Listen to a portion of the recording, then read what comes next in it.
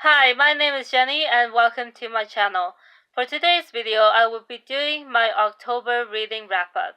These are the books that I read in the month of October. The first book I have is Dear Cyborgs by Eugene Lim. Along with being an author, Eugene is also a librarian in a high school. The story follows two Asian American boys in a small Midwestern town.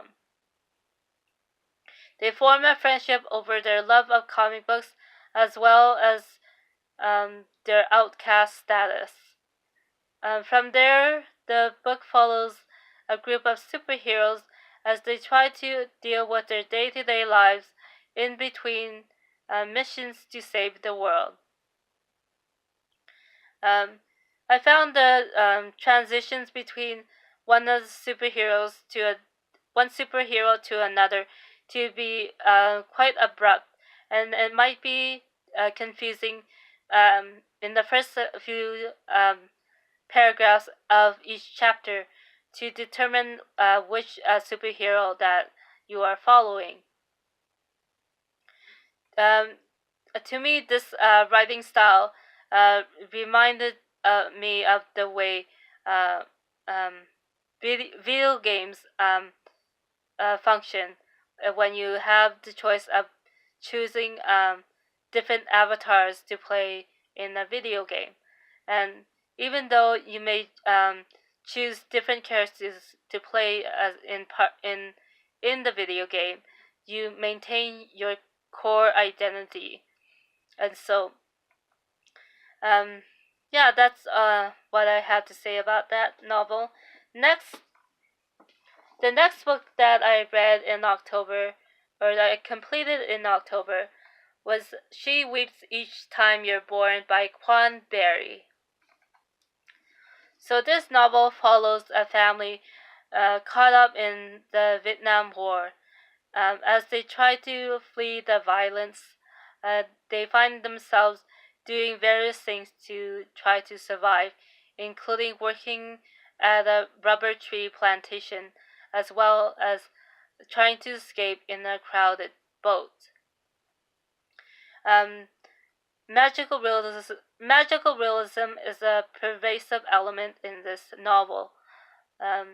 One of the characters is a psychic, and another is able to provide breast milk to various children over the years, even though she herself does not become pregnant. The next book in this wrap-up also contains magical realism. That book is The Picture of Dorian Gray by Oscar Wilde. I actually listened to the audiobook, and partway through the audiobook, there was a section. After listening to it, I had to put the audiobook down for several weeks before I could pick it up again. I had an almost physical reaction to the depictions that the Oscar Wilde made of people of Jewish descent. I decided to finally listen to the rest of the novel after seeing that there were other readers online that had decided to complete their novels from beginning to end, even though they had given the books 1 or 2 stars.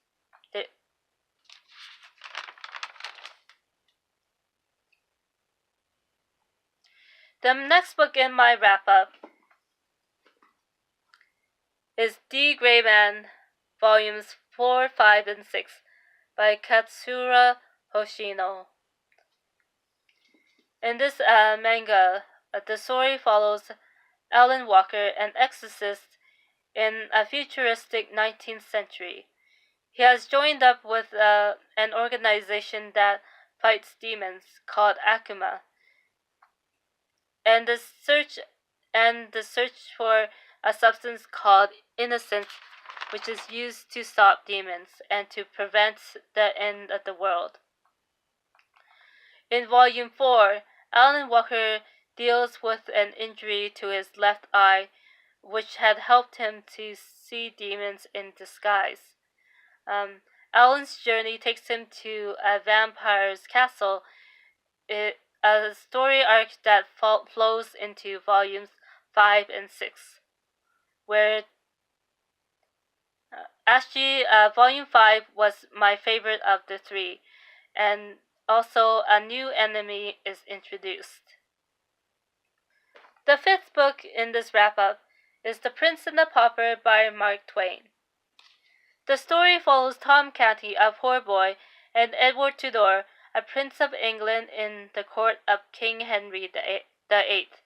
They accidentally trade places, and we follow each of the boys as Tom gets to enjoy the riches of court and Edward having to survive as best as he can as among a bunch of roving thieves.